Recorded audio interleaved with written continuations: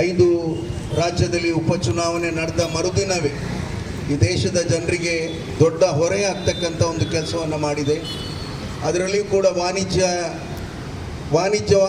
ಒಂದು ಗ್ಯಾಸ್ಗಳನ್ನು, ಅನಿಲಗಳನ್ನು ಯಾರೆಲ್ಲ ಬಳಕೆಯನ್ನು ಮಾಡ್ತಾ ಇದ್ದಾರೆ, ಹೋಟೆಲ್ ಮಾಲೀಕರು ಅಥವಾ ಸಣ್ಣ ಸಣ್ಣ ಉದ್ದಿಮೆದಾರರು, ಅವರೆಲ್ಲರಿಗೆ ಒಂದು ದೊಡ್ಡ ಬರ ಸಿಡಿಲು ಬಡಿದಿರ್ತಕ್ಕಂಥ ರೀತಿಯ ಒಂದು ಅವರ ಮೇಲೆ ಪ್ರಹಾರವನ್ನು ನಡೆಸತಕ್ಕಂಥ ಕೆಲಸವನ್ನು ಇವತ್ತು ಈ ದೇಶದ BJP ಸರ್ಕಾರ ಮಾಡಿದೆ.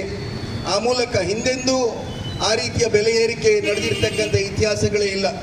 ನಮ್ಮಲ್ಲಿ ಕ್ರೂಡ್ ಆಯಿಲ್ನ ಬೆಲೆ ಜಾಸ್ತಿ ಆಗಲಿ ಕಡಿಮೆ ಆಗಲಿ ಅದನ್ನು ಒಂದು ರೀತಿಯಲ್ಲಿ ಸಮತೋಲನವನ್ನು ಇಟ್ಕೊಂಡು ಹೋಗ್ತಕ್ಕಂಥ ಒಂದು ಪ್ರಯತ್ನವನ್ನು ಈ ಹಿಂದೆ ಆಡಳಿತ ನಡೆಸಿರ್ತಕ್ಕಂಥ ಎಲ್ಲ ಸರ್ಕಾರಗಳು, ಅದು ವಾಜಪೇಯಿಜಿಯವರ ಸರ್ಕಾರ ಇರ್ಬೋದು ಅಥವಾ ಅದರ ನಂತರ ಇರ್ತಕ್ಕಂಥ ಎಲ್ಲ ವಿರೋಧ ಪಕ್ಷಗಳ ಸರ್ಕಾರಗಳು ಕೂಡ, ಕಾಂಗ್ರೆಸ್ ಸರ್ಕಾರಗಳು ಕೂಡ ಒಂದು ರೀತಿಯ ಆಡಳಿತ ವ್ಯವಸ್ಥೆಯಲ್ಲಿ ಸಮತೋಲನವನ್ನು ಕಾಯ್ದುಕೊಳ್ತಕ್ಕಂಥ ಪ್ರಯತ್ನವನ್ನು ಮಾಡ್ಕೊಂಡು ಬಂದಿತ್ತು.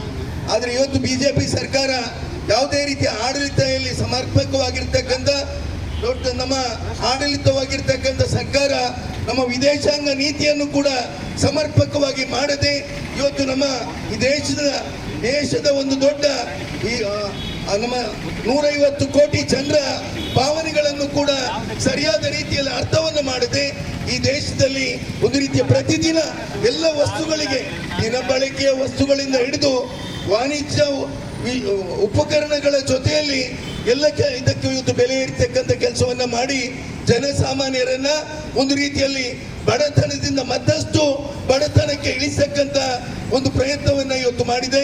ವಿಶೇಷವಾಗಿ ಇವತ್ತು ನಾವು ಅರ್ಥ ಮಾಡಿಕೊಳ್ಬೇಕಾಗಿದೆ, ಈ ಒಂದು ಮಟ್ಟಕ್ಕೆ ನಮ್ಮ ಬೆಲೆ ಏರಿಕೆ ಮಾಡ್ತಕ್ಕಂಥದ್ದು ಒಂದು ಸಿಲಿಂಡರ್ನ ಮೇಲೆ ಇವತ್ತು ಆ ಸಿಲಿಂಡರ್ನಲ್ಲಿ ಇರ್ತಕ್ಕಂಥ ಒಂದು ಎಷ್ಟು ಲೀಟರ್ ಅಥವಾ ಎಷ್ಟು ಲೀಟರ್ ಇವತ್ತು ಆ ಅನಿಲಗಳಿದೆ, ಆ ಅನಿಲಗಳಿಗೆ ಹೊಂದತಕ್ಕಂಥ ರೀತಿಯಲ್ಲಿ 1,000ಕ್ಕೂ ಹೆಚ್ಚು ಅದನ್ನ ಬೆಲೆ ಏರಿಸತಕ್ಕಂಥ ಅವಶ್ಯಕತೆ ಇದ್ದೇ ಎಂಬುದನ್ನು ಇವತ್ತು ಅವರು ಮಾಡಬೇಕಾಗಿದೆ. ಇದನ್ನು ತಕ್ಷಣ ಸರ್ಕಾರ ಮರುಪರಿಶೀಲನೆ ಮಾಡಬೇಕಾಗಿದೆ. ಇವತ್ತು ಕೇವಲ ಹೋಟೆಲ್ನವರಿಗೆಲ್ಲ, ಇವತ್ತು ಜನಸಾಮಾನ್ಯರೆಲ್ಲರಿಗೂ ಅದರಿಂದ ತೊಂದರೆ ಆಗುತ್ತಾ ಕಾಣ್ತೀವಿ. ಯಾಕಂದ್ರೆ ಹೋಟೆಲ್ನವರಿಗೆ ನೀವು ಈಗ ಚಿಕ್ಕ ಪುಟ್ಟ ಹೋಟೆಲ್ಗಳುಂಟು, ಅವರಿಗೆ ದಿವಸಕ್ಕೆ 1 ಅಥವಾ 2 ಅಂಡೆ ಸಿಲಿಂಡರ್ ಕೊಡೋದಾದ್ರೆ ಅದಕ್ಕೆ ಸುಮಾರು 2,000 ರೂಪಾಯಿ ತನಕ ಜಾಸ್ತಿ ಖರ್ಚಾಗುತ್ತೆ. ಆ ಖರ್ಚನ್ನು ಹೇಗೆ ಬಳಸಬೇಕು? ಆ